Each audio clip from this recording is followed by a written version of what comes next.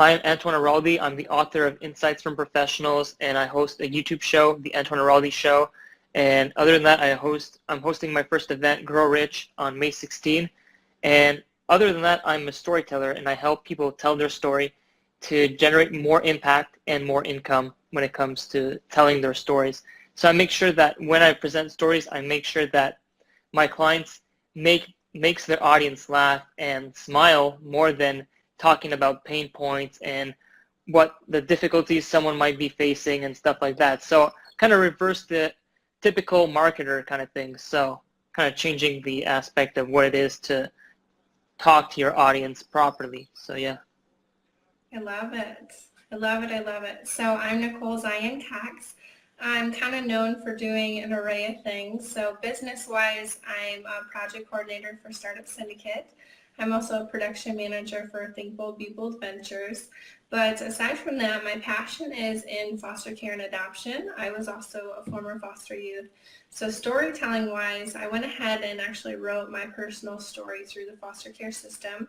And since then, I've really developed a passion for writing. So I've always, kind of been a writer since I was little. I would just write little stories, poems. But as a more recent, I started doing kind of the copywriting and freelance, and I fell in love with it. It's so fun to be able to tell other people's stories and help them through that writing process. So Antonia and I are really excited to kind of team up. We connected a couple months ago and just kind of talked about copywriting, different things we were up to, and we decided to jump on and kind of share our tips and tricks or what have you with you guys. So we're really excited to be here. Yeah, definitely. Also, if anyone has any questions at any time, we're going to answer all your questions. But let's get started on how you really found some clients or found people to help for storytelling and copywriting. Yeah, so initially, and I kind of shared this with you, but a lot of the clients I have, had come to me were referrals, which that's amazing. If you get referred as a copywriter, if you're doing article writing, whatever it is, you always want to ask for referrals. So of course, if you do work for a client and they like your services, they like what you did, that's one of the biggest tips I would say is get a testimonial from them, whether it be a quick video, hey, Nicole helped me with this article, she did a great job, or whatever it is, you really want to save those, or even a written one, because you can multi-purpose them and target more clients, because there's always somebody out there that needs your service. It's just finding them, kind of who has my money. I always think about that. I was taught by one of my mentors, who has my money? Who can I help? Who can I serve? So for me, a lot of it's been referrals. When I first got started, I did a lot of free work in the beginning. A lot of times it's just so competitive to be a copywriter. It's such a generic term. Half the time people don't even know what you're talking about. So I started calling somebody coined the word wizard. So I like that. But it's always fun to come up with something creative, get people curious of, whoa, what do you do, or what does that even mean? So as long as, you can reach those clients and share with them, hey, I noticed on your website this could get brushed up. I'm actually really good at editing or rephrasing. Would you mind if I did a consultation with you? And then you can get on a call, see what they need, and create a package from there. So that's been my biggest thing is referrals and just starting writing my own stuff. And everyone has such a unique style about them, and that attracts people, Yeah, definitely, because I get referrals from either friends or from clients I work with, or actually from blog posts, which is quite the odd one. So about a year ago, I wrote a viral blog post, and it got over like 5,000 likes. And I used to share my blogs on Instagram, so for people to read them without going on my website. And I got over 5,000 likes with that one, and I got like clients from that, which is kind of crazy if you think about it. What was the blog about? I'll have to go back and read it. Yeah, so basically when people would go on Instagram Live, this was the time before you could save the videos. I would write about it, and then I would send it out to my blog after and tag the person on Instagram. Basically what I would do is I would screenshot my blog on Instagram, so on my phone, and then put all the different slides on Instagram. There's a feature where you can have up to 8 slides on Instagram. So the people can just swipe through and they can read the whole blog without having to go on your website. That's awesome. Of course, you want to drive traffic back there if you can. Yeah.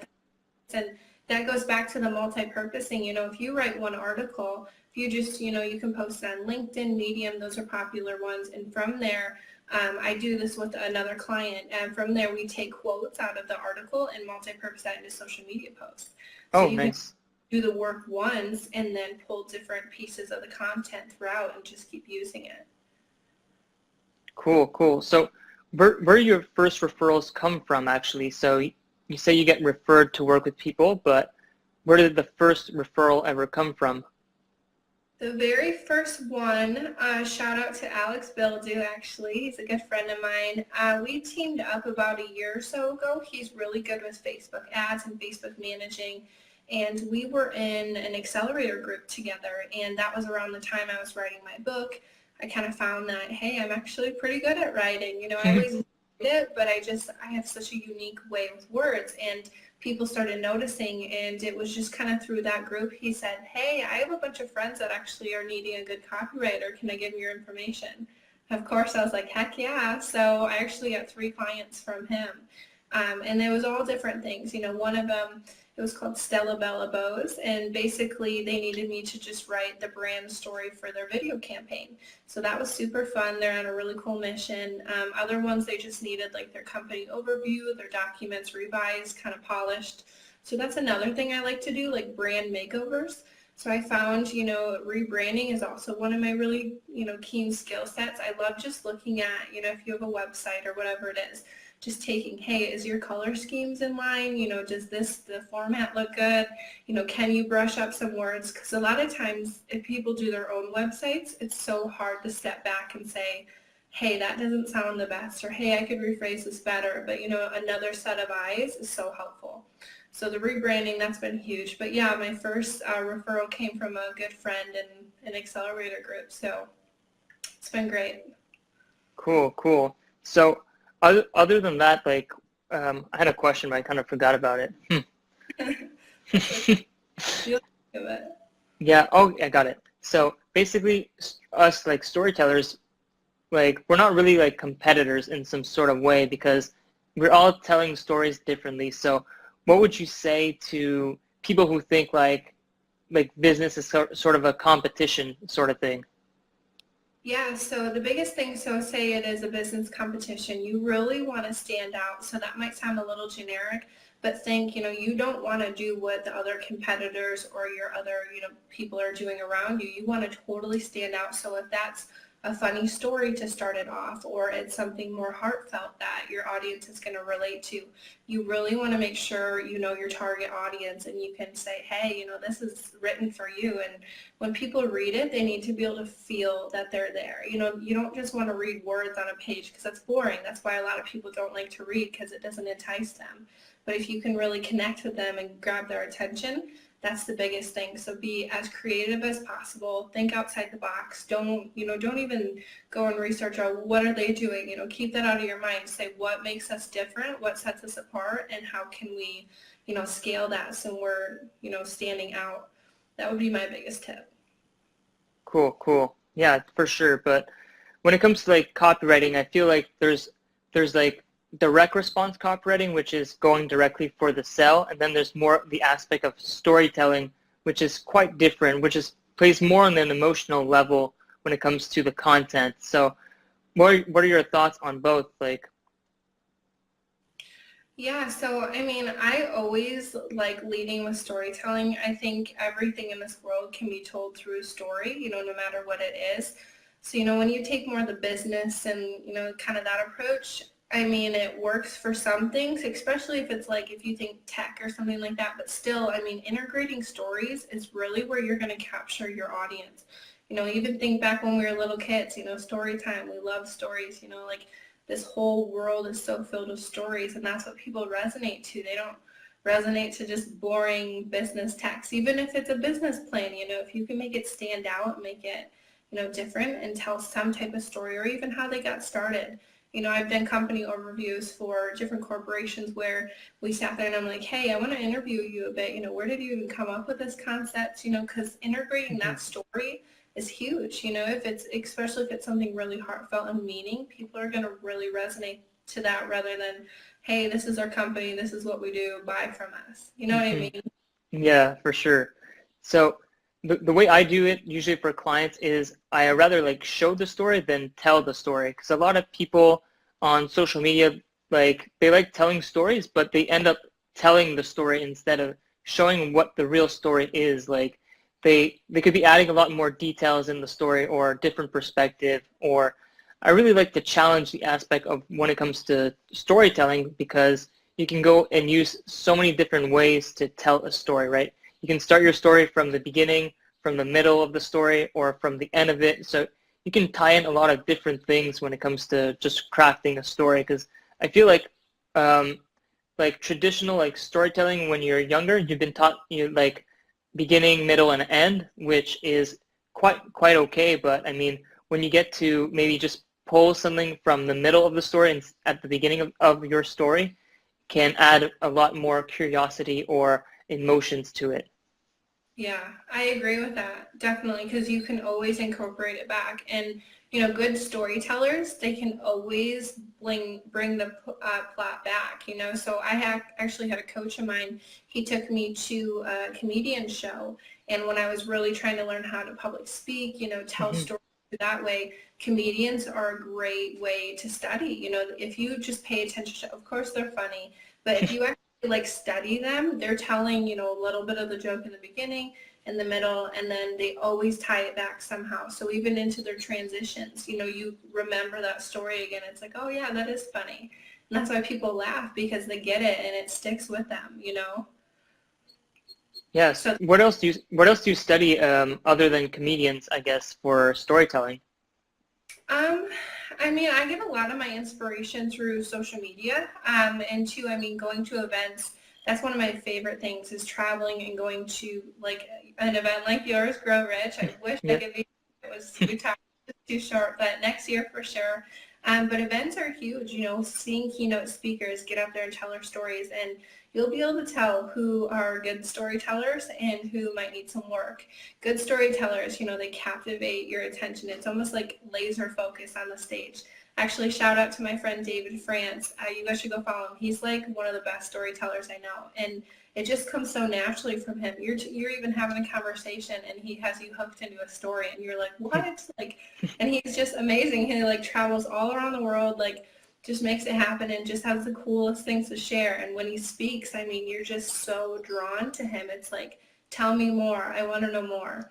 So that's another good thing. Good storytellers, you never want them to stop talking. It's like, well, why is it over? Like what else can you, can you tell me more? But so yeah. I mean, yeah, events. I mean, there's a lot of different ways, and even YouTube, just doing your own research, whatever niche appeals to you or whatever you like, just, search that and study. With everything, there's some type of story, or there should be. If there's not. Yeah. But So if anyone has any questions, just feel free to ask in the comments. I'm on the computer, so I can also check the comments at the same time. So awesome. Yeah, drop some comments, guys. This is pretty freestyle. I mean, we had yeah, a meeting just so you know yeah, what to talk about, but that's my favorite thing, just being raw and transparent, and, Mhm. being so structured is boring. And that goes for Yeah, writing, like, just don't, that's one thing, just be creative, don't be worried like, oh, are they going to like this? Are they not? You just got to get it out there, and then you can see. I think we talked about that the yeah. other. The most important thing is really to get content out there. So if you're thinking about being a writer, or you want to write something, whatever it is, don't be scared. Don't let the fear hold you back. People want to hear what you have to say. There's somebody you can help with your message, no matter how big or small it is. There's always somebody there. So Nicole, we have a question. So what are the key points that makes a great story, a good story? The key points that make a good story. I would definitely say resonating with the audience. So that's like one of the biggest things, because whoever you're talking to, so say for example, you're at like, I don't know, a tech convention. So you're Mhm. learning all about technology, and then I come up there and start talking about foster care. You guys are going to be like, what the heck? Like, we're here for a tech convention. What are you talking about? Even if I get up there and do the best keynote, the best story, if it doesn't make sense and people aren't there to listen to that, it's not going to be any good. So definitely know your audience, know who you're talking to, and, do that little bit of research. See like, hey, and two, a good thing is like, think of your avatar, if I was saying this directly to like you on the phone here, who are you? You know, what's your age? What's your range? Like, what do you like? Things like that. So know your audience and know your message. That's one of the biggest ones. What would be one of your other top ones? I'm trying to think now. Yeah. I would basically, yeah, go research about the audience a bit, but I would maybe say like, usually this is a big one. Usually you don't want to say what you want to say, right? You want to say what they want to hear or something they've never heard before. I like that one a lot. Like something they've never heard before, but when they read it, they're like, "Wow, this is pretty cool." Like something like that is new because a lot of like content out there is kind of old and recycled, and there's a lot of things that are similar. So the best way to keep their interest is to present something that they've never heard about. Like why would they open your email when like they've already heard all the sales pitches in the world, right? Like why would they open your email when you're just going to give them like 3 tools how to make more money or something like that, like something very basic. Basically what I like to do is give them information that they have never heard before, because that's what will make them come back. So if they have new information every single time and they can't get that information elsewhere, then they'll obviously want to come back, and that's what makes the open rates like more and more as you send like email campaigns. So your first email campaign may have like a low open rate, but then when you keep on going for the email campaign, they're going to get more and more open rates and more sales within the emails. Yeah. You just totally inspired like 5 more key points from that little sentence. See, this is the power of talking with Yeah. someone. So yeah, back to you. I mean, educating. Educating is huge. You know, we all are always students. And if people think they have it all figured out, they don't. You know, we can always learn something. You know, some people Yeah. just throw, I know it all. They don't. Nobody does. And that's like one of my biggest things. Like, I'm always a student, no matter how much college I have, no matter where I go. Like, I always want to learn something, and that goes for everyone. So definitely educate your audience, and again, provide them value. You know, what can you offer them? What don't they know? What can you teach them? What's your genius that you can pass on? And then, of course, you know, identifying their problem and then providing the solution. So that's a good one when you're thinking about clients. Because, you know, you don't want to come off so salesy, like, hey, I can do this service for you, the end. You know, you need to provide value and say, hey, you know, really kindly, I saw this actually, you know, I'm actually really good at that. I wouldn't mind, you know, doing a consultation with you, helping you out. So, you know, identifying their problem, you know, of course they have to agree to it. Yeah. If they don't think they have a Yeah. problem, you can't give them a solution. But when Mhm. you provide value and show that problem, then you can, you know, give them that solution. So that was the other thing. I Yeah. think we have a question. Awesome. Yeah. Did you read it, or do you want me to read it out? Yeah, it just like flashed really briefly. If you could read it. Yeah. So what advice can you give for someone with no experience wanting to start writing? And then there's like a follow-up thing. So I currently tell stories through video, but would love to write more to help with storytelling. Good question.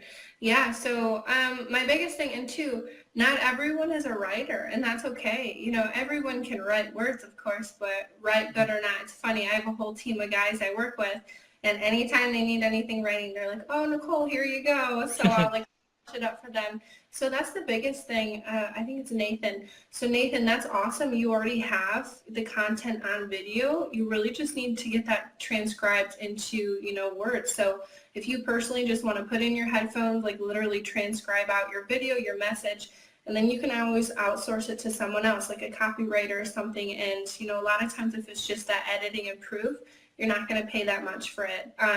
But really, you know, getting started, you just got to start. And I think we're going to talk about some tools that help both of us in our writing process as well. But yeah, I mean, it's awesome. You already have the content out there. You just got to get it into words. So, I mean, Antonia and I both, you know, we'd be happy to help you with that too, or we have so many other friends that do this line of work as well. But yeah, I mean, I would personally, I do a lot of like some people that I work with, they hate writing. I mean, they don't want to write at all. And we'll jump on a Zoom call. I was telling you this. So we'll jump on a Zoom call and I'll just have a casual conversation with them, interview them, ask them questions, whatever they want to say. And from that call, I'll sit and write, you know, like a 2-page article. And it turns out awesome because it's their voice, but it's like my twist of words on it and like my genius. And it just polished it up. And they're like, wow, I said this? And I'm like, yeah, that was your words. Just put a spin on it. So hopefully that answered your question, Nathan.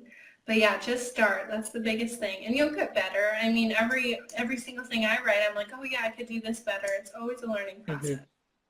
Yeah, for But me too. Like I always try to improve as much as possible every time. So and two, you just get that naturally, and you'll see how people resonate with it. If you get a bunch of likes or a bunch of shares, it was a good article. It might not have been formatted the best, or it might had some typos, and we talked about that. I'm one that hmm I'm like, I don't care as long as it's good enough. You know what I mean? And it's not for like this huge client corporation. yeah. Like just out there, we're all human. We're even copywriters make mistakes. hmm Like Yeah. it's too close to the work. So, but as long as it's you can read it and the audience enjoys and it has a good message, that's the most important thing. Like, what's the story? The articles, the words, it doesn't matter. Like, as long as you can tell the story, then you're good. Yeah, So, I would say like if it's for your like personal blog, like don't worry about it too much. But if it's more for like a client, then you should get a second pair of eyes to look at it and stuff. So definitely. Yeah. Yeah, and too, so I mean, we could even get into some of those yeah. tools. So, I was kind of asking actually, Antonio, I was like, hey, what do you use when you write? And he uses Google Docs, and I also use Google Docs, and I use Microsoft Word. So we were kind of talking about the pros and cons, so you can kind of tell your story, Yeah. or we were laughing about this, but. So yeah, I used to use Microsoft Word for everything. So I wrote my first book with Microsoft Word, but now I actually don't have Microsoft Word anymore. It costs money to get Microsoft Word, so it's not free. So Right. I had bought Microsoft Word when I bought a new computer, and then the computer kind of broke, and then I couldn't transfer the Microsoft Word to my new computer. So basically, I don't have Microsoft Word, and I don't plan on having it anytime soon. And the reason I say that is because when I write for clients, or I'm going to probably start doing this for my own blogs as well soon when I get like new blog posts, but I'm going to just start, like what I do with my clients is I start writing by myself in a Google Doc, and then I send it to my client, and then my client gets to see everything that's going on throughout the process of working together. Usually it's like a week-long process where they see everything. They get to comment as well, because on Google Docs you can have the option to comment on different stuff. So it's just an easier flow to just have one document. You don't have to like send the other, like with Microsoft Word, you would have to send an updated version of the document each time with the person, unless if it's in a drive or something. But I Mm-hmm. mean, it's just more simple for everyone to work together. And then when I'm done working with the client, I tell them that my editor is, once that they like the text, like the skeleton of the text, basically, my editor will jump on it and start editing it. So it will look different than what it's currently looking like. So Mm-hmm. I make sure to include my editor on big projects, especially when it's for a brand, a business. So the only time I don't use an editor is when I just use like I post on Facebook or like I go on my blog and stuff like that. But I might start using my editor for my blog, but it depends. Yeah. And too, I mean, this might be a good one for them. So is your editor in-house or do you outsource on like Fiverr or something?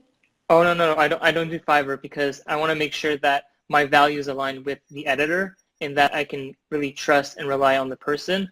So Mm-hmm. I screened my editor first before hiring her, and basically I just hire her per project. Nice. That's Yeah. awesome. Yeah, so I mean, there are other services out there. You got like Fiverr, freelancer.com. There's a bunch. I personally have not had good experiences on there. Me One of them neither. actually scammed Oh. because I was the one working on the project. Long story, but yeah, so I got myself in a tricky situation. But you can never, you just don't know who you can trust. Like, yeah, those hmm services are great because you can go on there and say, hey, I have this, and usually the work's done pretty cheap, but the quality's not there. The communication is so hard. It's not hmm like you would hire Antonio and be like, hey, I want to do this project with you. He's going to be hands-on with you. Make sure you get it done. You can trust him. Him on social media. Like, you can see that transparency, but when you outsource to this like third-party company, you kind of get whoever bids on it. And yeah, hmm I'm not a fan of those unless it's like I need like a logo done or something Yeah. simple, then I will. But for like projects like this, yeah, I'm like, nope, stay away from that. But yeah, so back to the Google Docs, I completely agree. I do love how you can share the updates, do the comments. That's awesome. My only point with Microsoft Word, I told Tony, it's really, really good for picking up grammar and punctuation. So Google Docs, I kind of did some tests. I'm like, okay, so which one's better? Like, and I just think Microsoft Word has so much more. I don't even know what you want to say behind it, but it kind of has Hmm. that engine behind it where it picks up more stuff. So a lot of times I'll like copy and paste it into Microsoft Word and I'll find errors that Google Docs didn't. But like Antoni, he works with an editor, so that's no problem. I don't have an editor now. I do everything myself, or I have my sister help me if I'm, maxed at work capacity. But for the most part, yeah, I mean, I totally agree. And Google Docs is free. It's nice. You can go in there and file, different art, like, hey, this is all my articles or this is all my client work, and you can have those folders. So that's really helpful. Grammarly is also another one. It's free. It has a free version. There is a pro version. We were kind of talking about the pros and cons of that too. So it's good if you just have like a paragraph or something kind of Hmm. short to throw in there. It'll go ahead and underline, let you know if something's spelled wrong, if it should be rephrased, whatever. And then it does have a more pro version where you have to pay for it, but it picks up more complex grammar issues. But I think it still highlights it, so you kind of still know and you can be like, hey, yeah, that doesn't make sense. And two, another thing I like to do, I have a couple friends that are always like, hey, if you ever need anything proofed, just let me know. So if you're going to write for a client or you're just doing this independently, it's always good to have another set of eyes on it. So if you have a friend or family member, just be like, hey, could you read this over? Just tell me what you think. A lot of times you can get your friends, family to do it for free. They're happy to. So, if you can, always just try and have someone else look over it because they're going to catch something that you probably didn't. Because we talked about this earlier. When you're writing it, you're so close to it. And a lot of times when we write, we actually talk in our own language. So if we Hmm. say slang or if we say, phrases differently when we're verbally talking, a lot of times that comes out in writing. And if we're reading our own writing, we're probably not going to catch it. So it's always good to have another set of eyes. Yeah, for sure. The only thing I have like with Grammarly, like I like Grammarly for maybe like just shorter like blurbs or something, like something very quick. Because sometimes with Grammarly, they try to make your writing as formal as it can be. So like I come from the academic background, so I understand where they're coming from. The like even the commercial, they have a commercial on YouTube where it's for essays, right? And when you write essays, it has to be like very formal with very formal words. And I used to have the paid version, and basically the paid version would say that you should like they would want you to switch words like word choice and all that. So they would really have the option where in the paid version they would tell you you should change this word for this word instead. So basically the only difference with Grammarly is that they're trying to make your writing like what they want. They want it to sound like basically. So I guess that's the only kind of default with it. I agree with that, because even I think I ran through it once and it was like I was writing a sentence and anyways the sentence says have to and it tried to change it to must and I was like I don't say Hmm. like I'm not gonna write Yeah. must. That's like grammar, like proper grammar. I'm not Hmm. gonna say that. So that's like a good example. That's kind of the stuff sometimes they do.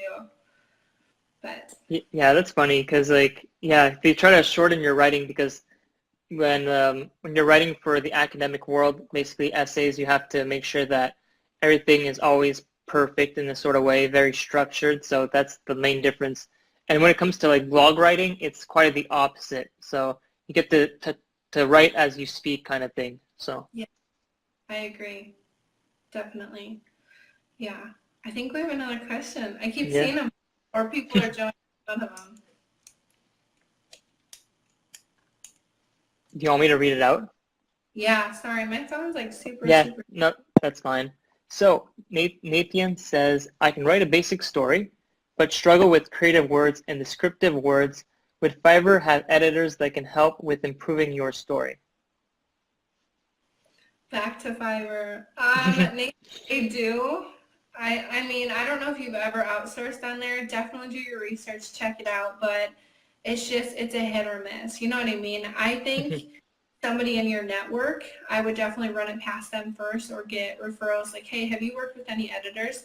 Again, Antoni and I both do that, enjoy it, but there's so many people that do. And it does kind of take a special knack. I mean, for instance, two of my partners yesterday, we're going to create a Facebook ad, and we were going through, one of my partners did this awesome blurb. He knew what he wanted to say, but some of it was choppy and ran on, and I just went through and I call it polishing.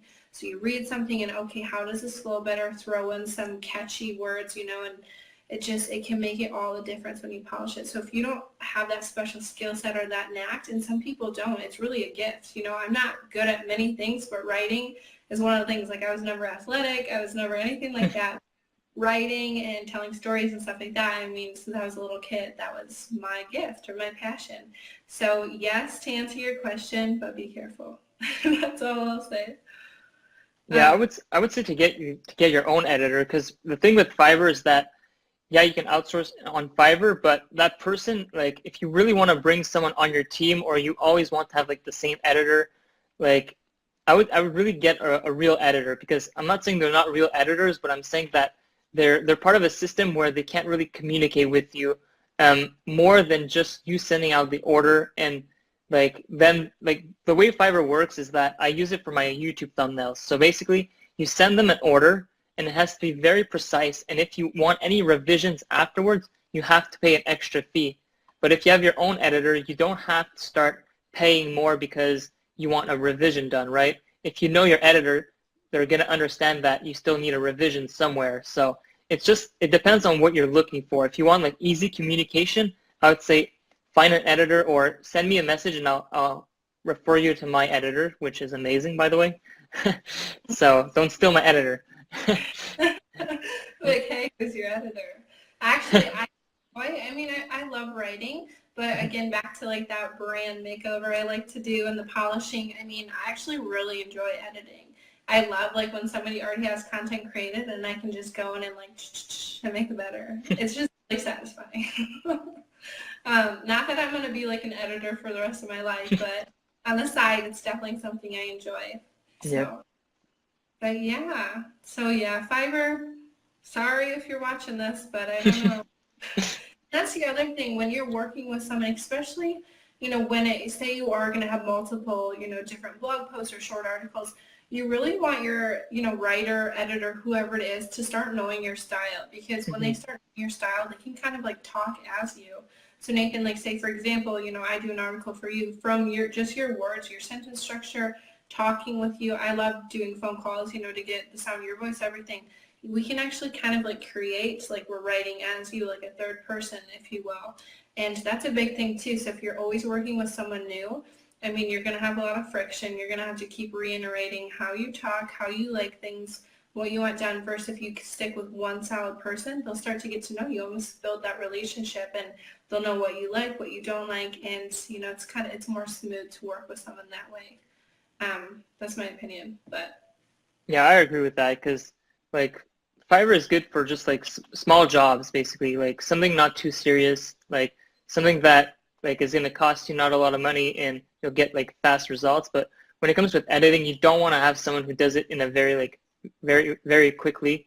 You want to make sure that the person takes their time with your work, because you spend a lot of time. Like, for example, like you said, you can write a basic story, but what happens if you write like a short story or something like that, or poems, or a series of something where you have to like, publish it after, like when it comes to like longer things, you need to make sure that you're taking the right amount of time as well with someone else. And like I said, it's really a communication thing. It has nothing to do with Fiverr, I guess, because Fiverr just has rules where you can't email or talk on the phone with the person, and that's like a major problem when it comes to Fiverr, because for editing, you need like that constant like flow of like, okay, let's fix this, let's do this, let's do that. Like it's very quick. You need that conversation going and keep on going. I agree. It's more hands-on first. Yeah, like Fiverr. I mean, I've outsourced projects. Like I had to get like a silhouette cut out of my headshot for something, and I went on there and it took like 5 days to get back to me. And all I wanted was like, they cropped around my hair and like one piece of hair was like sticking out like I was alfalfa, and I was like, hey, this isn't acceptable. I need this fixed. And yeah, it took them like 5 days. I'm like, I should have just sent this to one of my friends, you know, that knows how to do. But so yeah, use your network. I mean, you know, and if you don't want to trust that route, and I mean, I just haven't had a good experience, and I know several other people that haven't really with multiple things. So like, ask your network, post on Facebook, hey, who's the best editor you know? Who's the best copywriter? Who's the best person for logos? And all of us have so many friends on Facebook, it's ridiculous, and we don't even talk to them, we don't know them, but somebody scrolling through the daily is going to see, hey, yeah, my friend Joanne does that, and then ask him to tag, create that call of action. Just use your network, and it's always good to go with people you trust, like and know. That's kind of basic business, but. Yeah, for sure. I can agree to that. Like, I rather like do business with someone I know than someone I don't know. So like Fiverr is like always like a plan B basically. Yeah, for sure. I agree with you. But do you have any more questions? This is fun. Yeah, I'm looking through if there's any more questions, but I guess there's not any more questions. But Well, yeah, if it you is guys, fun. I know, I like the Q&As. It's easier. What else were we going to talk about? Hmm.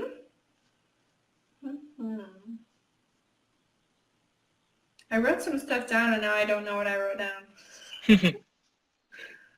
I wrote down, what's how to show experience, not tell it. That must have been a quote you said, but I didn't write Yeah. it right. That's funny. What are we at, 40 minutes? We've done really good so far. Yeah, it's pretty good. Maybe share, what's the most recent project you're working on right now? Right now I don't have like any more like kind of client work. I'm actually redoing my website, so I had to really learn like you do like brand messaging, which I wasn't really used to. I'm working with a branding expert on redoing the whole website and the copy and all that on the website. And I think for me it was like a huge learning curve just doing that work, because like selling my services and like talking about it was kind of like the difficult part for me, because Yeah. I'm so used to having just to talk about like what other people do and stuff like that. So it didn't come naturally to me. So it was just like this process where I had to like restart a lot. I had my her name is Michelle. So Michelle basically, she's like, you got to redo this part. You got to do this over, like so many times. And I'm like, damn, I wish I could actually like get this right, and I actually got it like really great now. And like my editor is gonna start editing it soon, so I'm pretty happy about that. So That's awesome. Yeah, no, rebranding, it can be a lot of work, but it's always fun. yeah, Definitely. I think that's funny because for Antoni, because yeah, when you do this kind of work or you're in this realm, talking about yourself is so hard. And I was even doing an updated bio for my startup syndicate role. And I was like, hey, Antoni, I'm really struggling with my bio, which is so crazy because I could take his bio and make it amazing. But I come to myself and I'm like, what do I say about myself? It's so hard to like talk yourself up because that's what your bio is. It's all your accomplishments. It's what you've done. Who are you in a nutshell? And I was having the hardest time with it. I finally got it, and it yeah, looks pretty good. But yeah, sometimes again, you just need that second pair of eyes and say, hey, am I saying this right? Or, would you enjoy reading this? What do you think? yeah. I think it's because we're too attached to ourselves basically, so it's kind of hard to sell ourselves in a sort of way. Like we're so used to just doing our work, and we're like, okay, well, this is what I do. It's pretty like basic, I guess. And then when you have to explain it to someone, it's a whole different story. So I agree. I know. But it's really important. And I have a bunch of clients I'm actually going to be reaching out to shortly. I had to do a project where I was looking at people's social media. We needed to pull their bios, kind of what they've done. And, a good tip for everyone, not even in regard to storytelling, but online social media presence, you definitely want it clear, like clear as day, who you are and what you do. So you know how you can put the little bios on Facebook, Instagram, Twitter, in a tiny little paragraph. I think it's like one or two sentences, like who are you? yeah, Mine, I just have like my current roles and then dashes, but people should really know, and always have your contact information. So even if your profile is, not public, a lot of my stuff is public because I live my life kind of like that, hey, this is what's going on, check it out kind of thing. I don't have a lot of things private, but always have like your email address, because there was, even for some of these people, I wanted to book them onto our podcast show and they missed out on an opportunity because I couldn't find their email clear as day. So go in your contact tabs and make sure at least your email's there. A phone call, that's up to you. I use another tip. Instead of using my personal cell phone line, I have a Google Voice phone number. So it actually reroutes to my personal number. That way you don't want a bunch of weirdos just calling you. Maybe I shouldn't say that, but you know what I mean? Because, oh gosh, this internet world can be crazy. I've been trolled before on Facebook, guys. You just don't know. So, I mean, it's up to your discretion, but that's a good safe way to have people contact you. Use that third routing Google Voice number. But yeah, just make sure your social media is cleaned up and, those bios, because people, it's so crazy, like you're all the way across the world in Canada and I'm here in Iowa. Yes, and, we can go on each other's profiles and we feel like we know each other just based off what we choose to share with the world. So whatever that is, really want it to shine, and just be mindful of stuff you're posting, the things you say, because things can get blown out of control. And yeah, you just want to make sure you have a clean, good, nice online presence, because you never know who's going to look at it. Yeah, definitely. The only reason I wouldn't give out my cell phone on like Facebook and all that is just because if someone calls me from, let's say, the United States, it becomes long distance charges for me. So I don't have international calls. So that's probably the only reason why I wouldn't ever put my cell phone number. But if ever you want to call me, you can call me on here, like on Messenger. I answer all my messages. So this is like the easiest way to reach out, or by email. But yeah. Yeah, that's nice. I know. I have another friend, Mark. Shout out to Mark too. I'm just doing a bunch of shout outs. But Mark's in Canada, and we always do the call like you and I do. Because the first thing I noticed, and it charged me like $10, and I was like, "Ooh, we better not call like that," because that adds up. But yeah, I used to have a friend from the States. He used to call me, but I think he wasn't really aware of that, like the long distance charges and stuff like that. But yeah. That's funny. You're like, could you stop calling me? That's hilarious. So what do you think, like, if you could leave people with like one thing of advice in regards to storytelling, what would that one thing be? That's a good question. Now I'm putting you on the spot. Yeah. I'll answer after you answer. All right. Let's see. Plus there's like 4 people watching, so now I'm kind of embarrassed because like I don't think there's one thing though for storytelling. Like for me, like for me when I was younger, I would just like write, and like the way I started is I was just like writing and like drawing like comic books and awful fan fiction and stuff. So that's how basically I started writing stories. But after that, like I said, I went to university, and that's when I really started reading more books, and that's when I started like integrating what I learned from reading books and like what was going on in the books to apply it into my copy. So I read a lot of fiction, a lot of nonfiction, some books on journalism. So I had like a lot of different courses, and I think that's where I just like pulled out all these different ideas. I had a mentor for copywriting, so I pulled basically everything I had been studying or had heard and put it all together into something new. So that's awesome. I guess that's what my tip would be, to like try to make something new. Like try to not reinvent the wheel, but create something new with your voice. Because I know that with storytelling, like everyone here watching has a different style, so nobody like can copy me or you, or like it would be almost impossible to copy our style in a sort of way, unless you copy the phrases and just like change some words.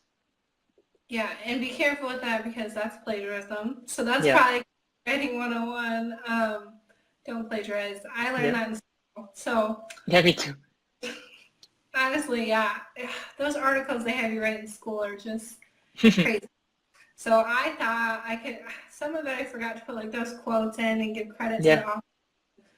Yep. So that's the same for the world, because people can actually like come after you with lawsuits and steal their content. And even on Google, like if you just Google a picture and take it, and I can't think of what the name of it's called. It's not secured, but copyrights. Copyrighted. And then there's another term too that it's like, okay, that's free game, but if it's somebody's image, not steal that, because intellectual property, they can come after you and they can sue you. So just be really careful. If you are on the internet, just do your research, make sure, if anything else, just give credit to wherever you found it. Like, hey, photo, XYZ. That's And another thing. it's so easy to do that too. So like take the picture and then take the link and wherever like all the information that where the picture comes from. And it's sometimes it's easier to get like the information for that because sometimes there's also like multiple images for the same image kind of thing. So when you Google like someone's name or something where you might get the same image. So sometimes it's easier getting the source image, but it depends. I agree with that. But Definitely. yeah, I have one more thing to say for that. Like for like blog posts, if you always want like images and stuff, there's a site called Pexels, PEXELS.com, and basically there's pixels for images and videos where you can grab the images for free and the videos for free, and you can use them as you want. The only thing you can't do with them is actually like have them printed on like your book or something like that, where you would have to buy the licenses for the pictures. Oh, that's good. Cool. I wrote that Yeah. down. And Canva. So do you ever use Canva? I don't use Canva, but I've heard about it. Canva. So this is one of my favorite, especially for Instagram or Twitter posts, or I even created my whole media kit on there. Actually, if you have the pro version, there's a lot of features. But Canva is also, I mean, it's just so good for so many different things. They have free images on there. They have images you can buy, but it's really good to create, content for social media. So a lot of times I'll put up like a quote with a picture in the background, whatever. That's where I get that off of. And I always like to write at Nicole Zeien-Cox, and then I created that. It's mine. So if somebody shares it, they see your brand, and it kind of correlates back to you. So if you guys create something unique, make sure somehow, you don't have to patent it or copyright it, go extreme, but at least give yourself the credit and write your name. If it's even your signature at the bottom or whatever, make sure you do that, because things can go viral in like seconds. So you definitely want to make sure that goes back to you. Otherwise, it's just kind of, who's ever. So that's another tip I like to share. But Canva's awesome. You should check it out. I Yeah. use it like even for like So, podcast images. Yeah, we always oh create yeah, our stuff. cool. Yep. So it's your turn to answer the question for the storytelling tip. My tip. So my biggest tip would be definitely be authentic, be yourself, and be raw. That's a lot of my style. I'm just kind of like how I am right now. My personality shines through my writing. So whoever you are, just shine through. Or if, you're a quiet person and you want to explore being someone else, just write like that person, write who you want to be like kind of thing. But just make sure you're yourself, because if you're not comfortable and you're not in the flow of things, it's not going to come off as good content, and you're probably not going to engage your listeners, readers as much. So definitely just be transparent, authentic, and going back to, again, your target audience, just speak to them. If you're writing an article, for me, foster care. So if I'm going to write an article about foster care, I'm going to pick something to talk about, either foster parents, foster youth, my story, and I'm going to integrate, why I'm writing and what's important to me, and then stories to tie it in, why is this girl even writing this kind of thing. So yeah, just my biggest things, like be authentic, be real, and just get the content out there. If you don't have anything out there, nobody can critique you, you can't get better. Even if it's a terrible article, which I'm sure it won't be, just get it out there, because if it is, you'll probably get feedback, and that's good. It's not a bad thing. I'm sure you've got different constructive criticism, which I love. I love constructive criticism. I'm like, give it at me, because I want to learn and I want Yeah. to be better. I never take it to heart. I never get upset about it. And I'm like, that's awesome. I can learn now.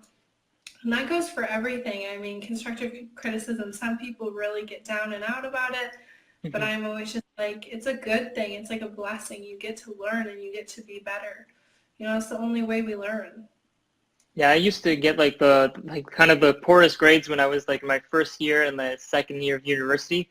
So I had a lot of like passing, like just barely passing essays and stuff like that, where I would get really mad actually because I wanted to get better, but I wasn't like improving and stuff. But it was not until like my third year of university where I was getting like much better grades, and I was just like the tip I would say is like when you stop impressing people is when you get the better grades, basically. Because like usually when I first started writing essays and stuff like that, I was just like always wanting to say, oh well, how do these students get these grades, and how do I get like the lowest grades ever?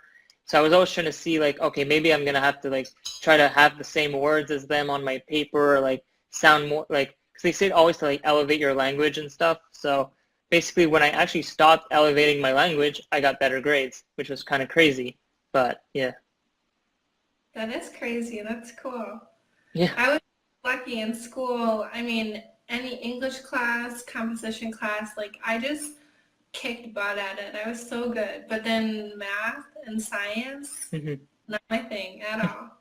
So that's how I always knew. I'm like, I don't know, I have some kind of gift. Like, even my high school teacher, she actually helped edit some of my books, so that was really cool. Oh, But she nice. did my graduation, and she only came to like 2 students' graduation, and we developed such a cool relationship. But she told me, she's like, you have a gift, you have to use this. And at the time I was 18, I'm like, yeah, I'm gonna use my gift of writing. Like, but now I'm like, wow, I actually am. Hmm. So it's cool.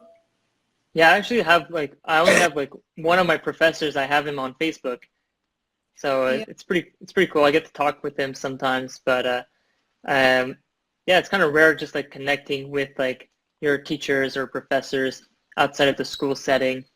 But he would always say to the students in his class that he's like, whatever you're doing here, like it's not the same in the real world and stuff. So that's basically where I started learning. I'm like, okay, it's kind of good then. But Yeah. I know, it's funny because sometimes because most of my college I had to write MLA style. So a lot yep, of me times when too. I write, I still find myself formatting like that. And I was like, I don't have Yeah. to do that anymore. Funny. Yeah, yeah. But some of the more recent articles we're doing for Startup Syndicate. So we're talking about like technology, like the most recent one I'm doing is over artificial intelligence. So super interesting. But it's been a little bit of a challenge because I'm not used to that world yet. You know, it's almost like you're just getting introduced to something and then you're writing about it. So that's the other thing that actually reminds me, definitely enjoy what you're writing about. So like I wouldn't want to go and write a paper over quantum physics or something Hmm. that I can't even understand or I don't like because it's going to be boring. So you definitely have to be passionate about what you're writing about. So the guy earlier, Nathan, if you're still on, I think he does wedding videos, I'm pretty sure. So obviously that's his passion. He loves, like the whole ceremony, whatever parts of it he likes, and pick out those parts and write about it. And you'll see the words just start coming naturally. When you're passionate about something, that Hmm. passion flows out. It's amazing. That's why a lot of times when I write, I'm super passionate about the topic or helping that person or whatever it is. So make sure you integrate passion into it. And I mean, you can't not tell a good story. If you have that passion there, people are going to feel it. They're going to want to learn more. They're going to be intrigued. So, Yeah, I agree on that. For like this, especially when it comes to like the topic, like when you love the topic you're talking about, you're writing about, like it's like it doesn't like it's like time is like just passing by and just like you're not worried about like the grammatical errors you can have or stuff like that. You're just writing and it just feels really good. It's kind of a weird feeling, but I know. But another thing, when people always are like, what are your tips for writing or this and that, mhm, write when you're inspired. Don't force yourself to sit down and write something if you don't want to, unless you're on like a deadline. For mhm. example, when I wrote my book, I gave myself 30 days to write it. So I knew every Oh, single I had to write 10 to 13 pages, and I was in like school full time. I worked full time, bartended part time on top of that, and during this month I still pulled off this 30-day book. So I knew every single night, like, hey, if you're tired, suck it up kind of thing, because you're committed, you're doing it.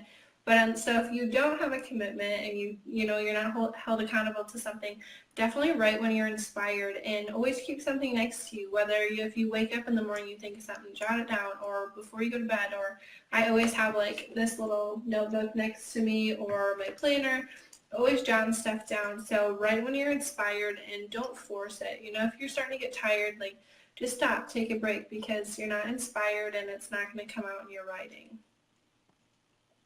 yeah, definitely. But 30 days to write a book, that's really good. It was nuts. I can tell you that I would do it again. I mean, if I'm challenged to something, I'm one of those people. It's like you tell me I can't do something, I'm like, okay, Mhm. I'm going to do it now and prove you Yeah, wrong. So that's just part of my personality. I've been like that since I was a little kid, and it's been a strength. Sometimes it's a weakness, but for the most part, it's a strength Yeah, 30 days I wrote Foster to Fosters. And I get a lot of questions about that too because, of course, there's a lot of authors in the world and some authors write about their niche or whatever it is. But I personally, I wrote my life story, I mean, all the bad things that happened, all the good things, things I was embarrassed about. And that was one thing. People are like, how did you do that? And I was like, I just knew that my story would impact so many other people and I could help so many by sharing that. And even though I was embarrassed or ashamed or scared or, different parts of my life, I'm like, this really isn't my story to tell. Of course it happened to me, but really, I feel like I just have to project that onto others and help them through their journey and use my story as learning lessons and, inspiration that, hey, this girl was in foster care at 2, she was adopted at 5 and then back in the foster care system at 15, but now she's a businesswoman. She wrote a book, she's speaking, she's doing all these things, she's not in jail, she's not a, typical statistic or anything like that. So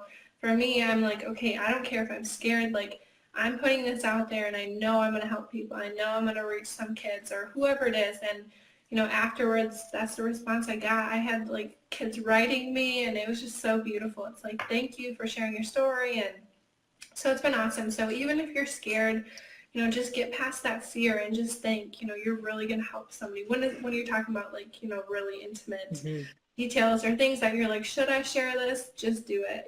Like right before I submitted my manuscript, I was shaking so bad. I mean, I don't think I've been so scared in my life.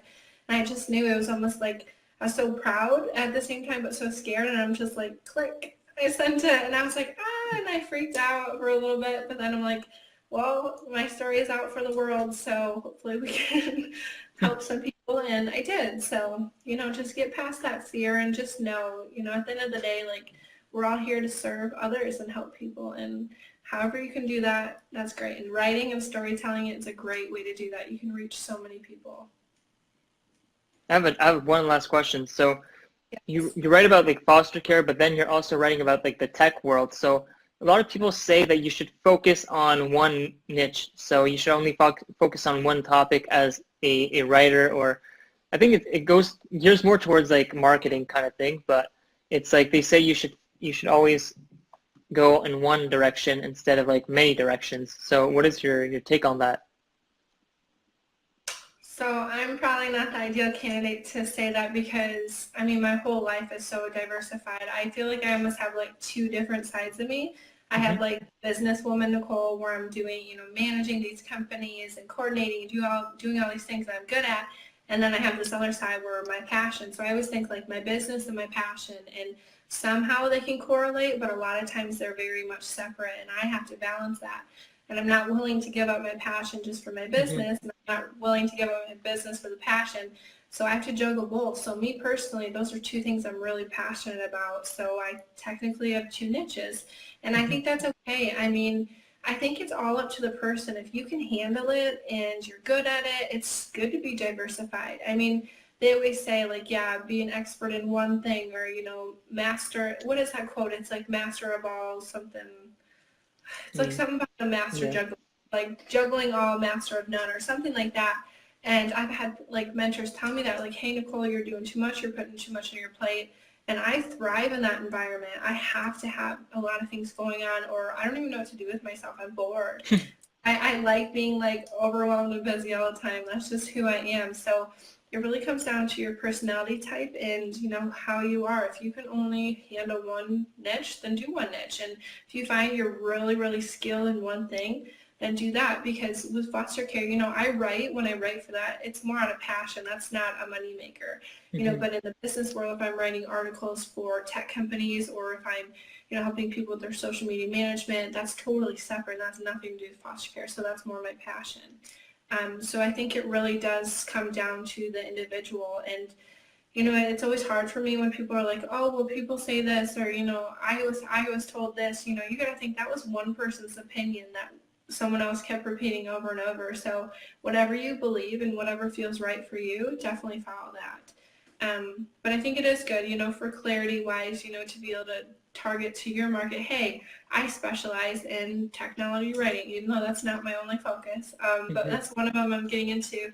but overall, like, hey, I do this kind of writing. I have done articles for this niche, this niche, because every single client you have is probably going to be different unless you're lucky enough to like dive into one niche and have all these clients, A lot of times it is going to be different genres and different companies, so I think it's trial and error, see what works for you, see what works for your audience, and kind of go from there.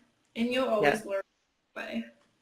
Yeah, because that's one of the reasons I decided to rebrand my website, because at first I had made like my logo for like copywriting, and then I noticed that I don't want to be copywriter. I don't want to be just one thing. So I decided to just change the logo and start changing everything, like kind of like tearing everything apart and just restarting from the ground up, basically, because I knew that like recently I wrote a fiction story, not a short story, and I'm now pitching it to publications like literary magazines to see if it's going to get published. And I was just like, I like writing fiction, but I also like writing for my clients. So it's like two different things.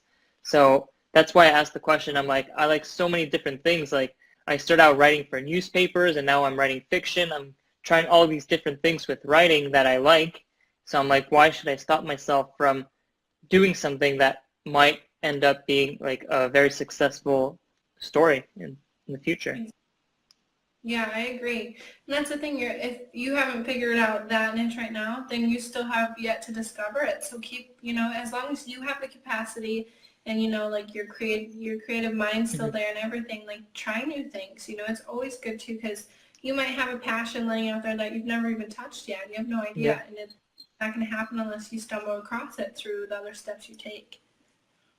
So we have like one last question from someone on the live, and they're asking, where can we find you? Who? Both of us? I guess. It's not specific, so they don't specify. Currently, I'm at the Waterloo Public Library, so sorry, I have quite the personality on me.